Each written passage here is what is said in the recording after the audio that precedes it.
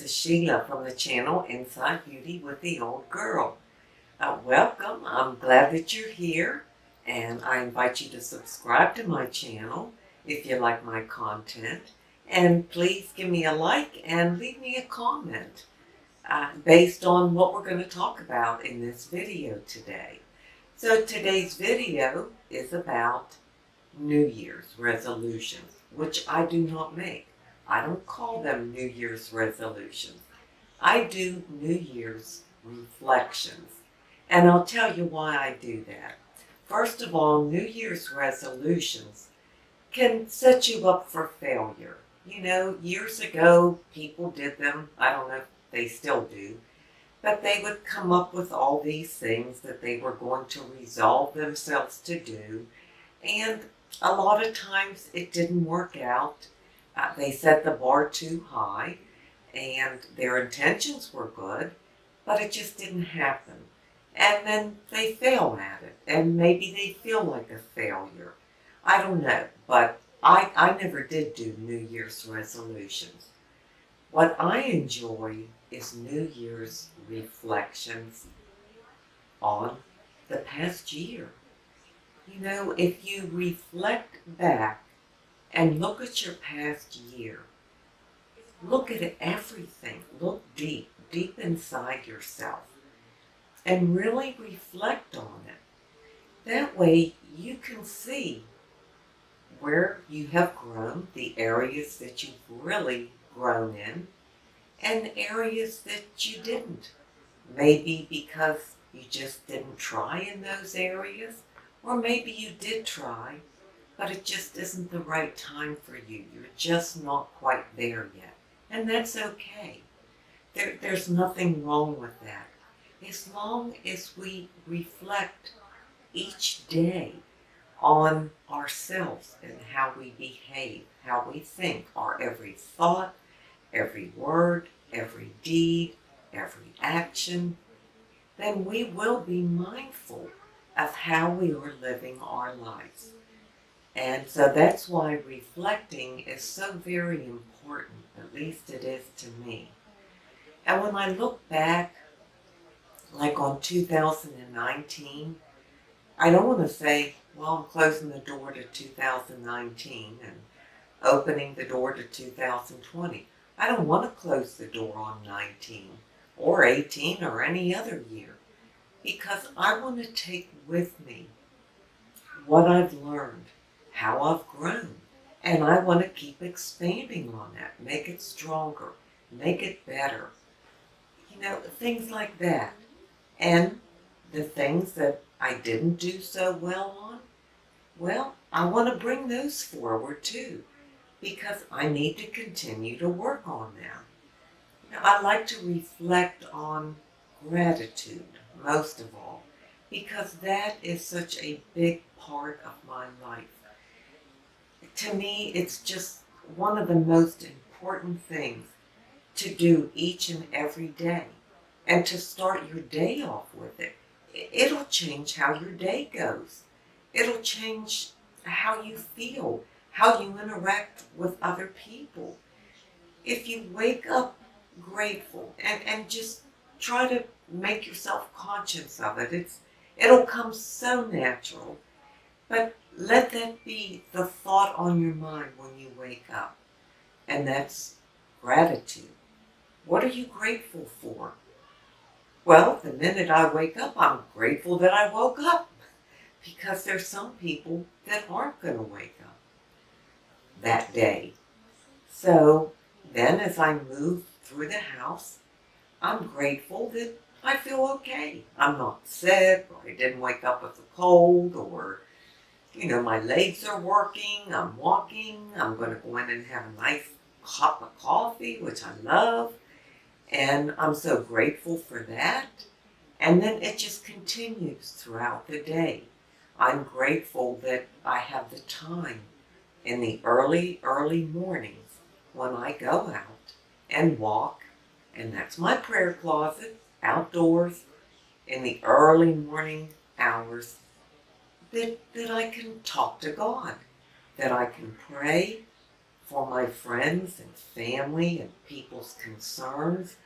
I can reflect on who needs what and what I need to pray for them and pray in their name. I commune with nature. I think about what I'm going to do throughout the day, what my plans are, or if I don't have any plans, just to be productive, to just enjoy and embrace the day. So it just starts off, when you start off with that gratitude, it can only get better. You're not going to have a bad day. And no matter what comes your way, and believe me, I've had days, that, and I'm sure you have, that are just a nice normal day, and boom, you find out some really bad news. Maybe a neighbor died or a friend. You get that phone call. Or you find out someone has a terrible disease or cancer, whatever it may be.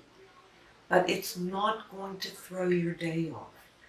Because you have lived in gratitude since the moment you opened your eyes, you're still going to be grateful. You're going to be sad for the call that you got, whatever that concern may be, but you can find something to be grateful for. If you've lost a loved one, I can't imagine that pain and that call, but eventually you will feel some gratitude. Maybe gratitude that that person is no longer suffering, or they're at peace now, or they're in the arms of God, our Father. If you have bad news about a health concern, well, you can see that although you have something to be very concerned about, you're not bedridden, somebody else always has it worse. So that's kind of the worst case scenario. I just wanted to point out that when you start off with gratitude, you will stay in gratitude. It keeps you there. And again, there are other reflections. Reflect on this past year. How did you spend your time? Did you spend it wisely? Did you spend it with friends and family? Did you tell the people that you love in your life that you love them? And did you tell them often?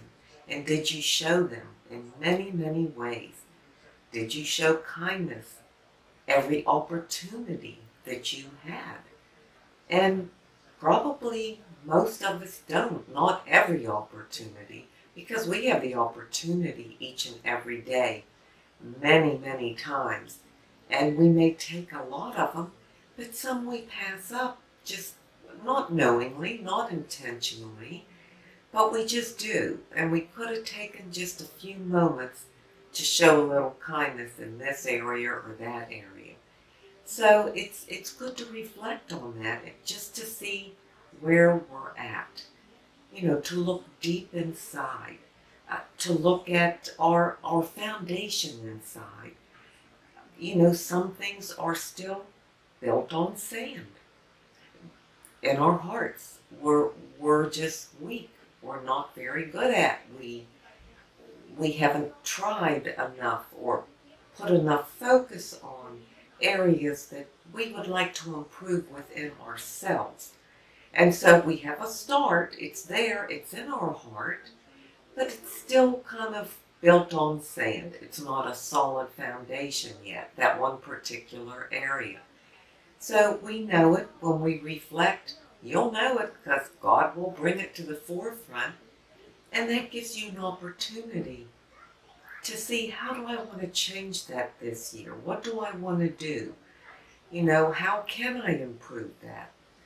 So there's so many ways to better yourself, to be your very best self, to be the person that you were created to be, just by simply reflecting. And that helps you grow, really grow. And you're not going to fail because you're reflecting on it. So just consider that. If you have a hard time with New Year's resolutions, don't set yourself up for failure. And sometimes those things really don't matter. I don't want to say they don't matter. I know they're important to people, but say you resolve to go to the gym or exercise more or eat better, whatever you resolve to do, that's fine. Those are good choices, healthy choices, and it's good for your body. But we also want to nourish our soul.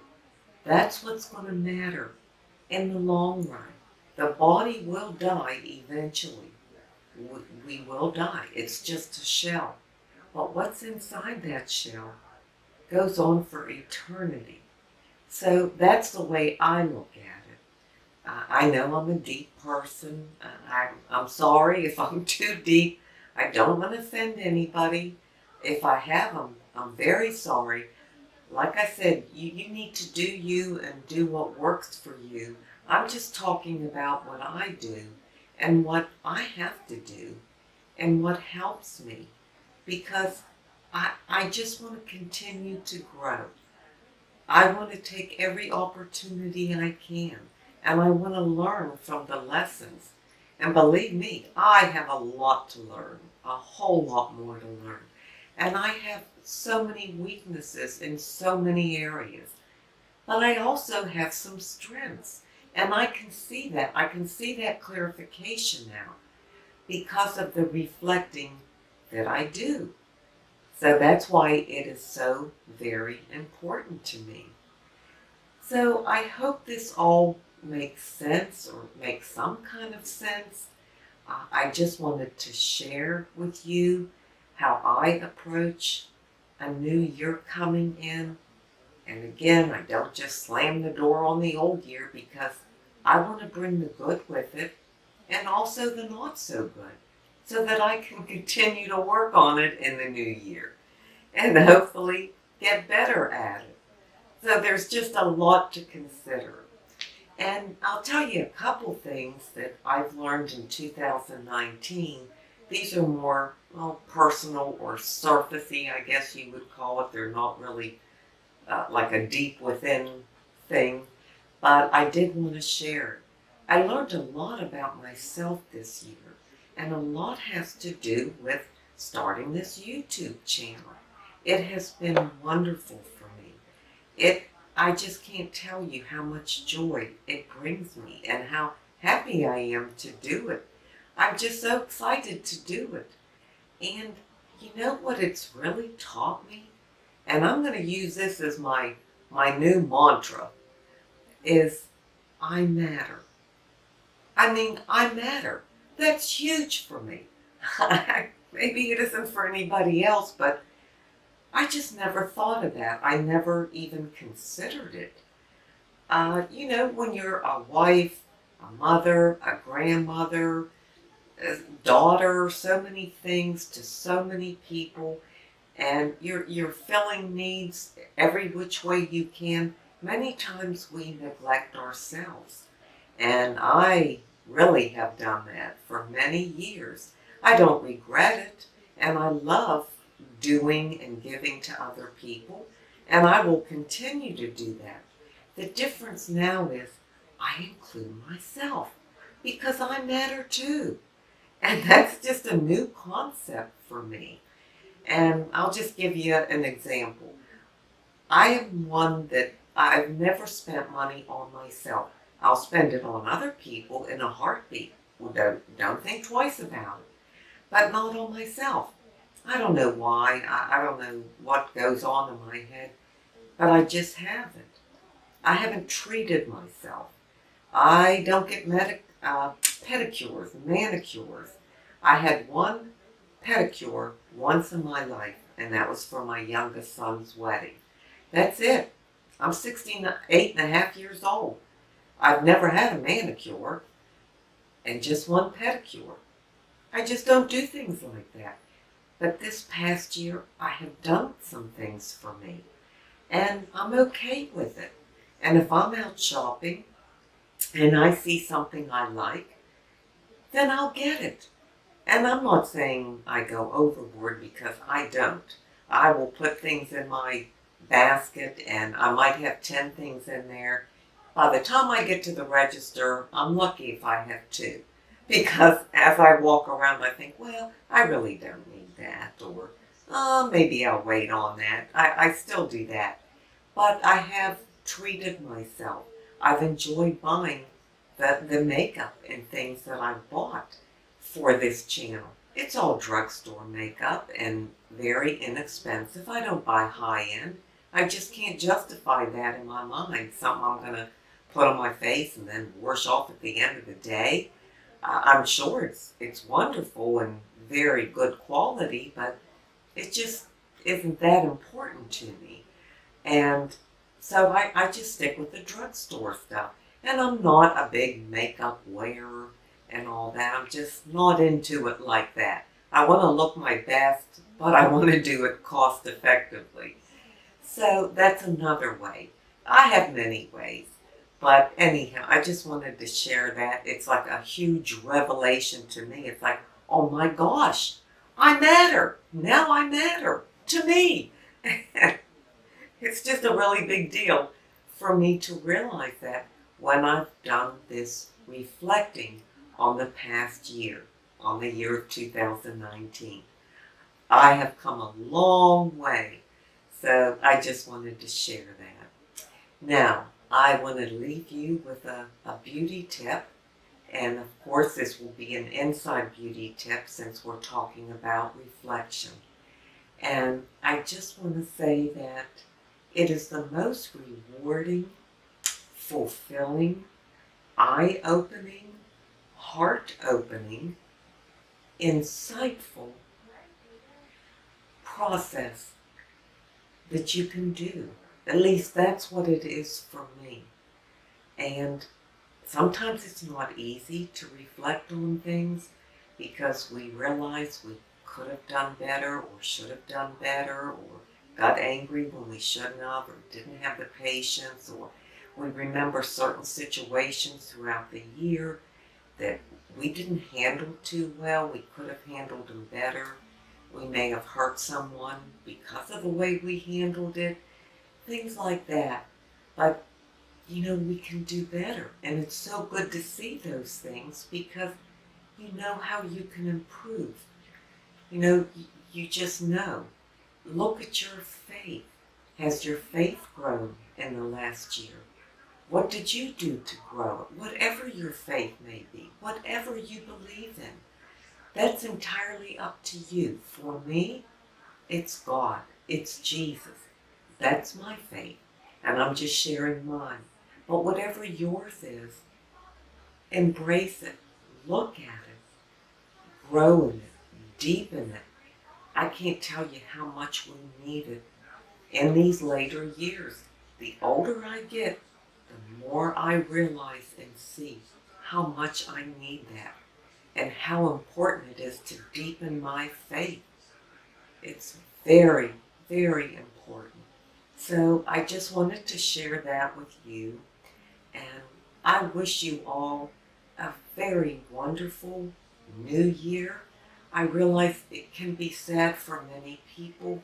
I have friends that have lost loved ones, partners, children, and I can't imagine their pain thinking about entering a new year without that person in their life. My heart just aches for them. So we have to look at how everybody feels about a new year. But because we're still here, then we have something to be joyful about. Yes, there may be some sadness, but embrace the joy too, because you're still here for a reason. You have a purpose to serve. And you have 2020 to look at your purpose, examine it, and live it to its fullest. So thank you so much. I hope this wasn't too long-winded. I just had so much to say. I hope I didn't go overboard. I appreciate it if you hung in here till the end. Thank you so much. Until we meet again, this is Sheila, the old girl, signing out. See ya.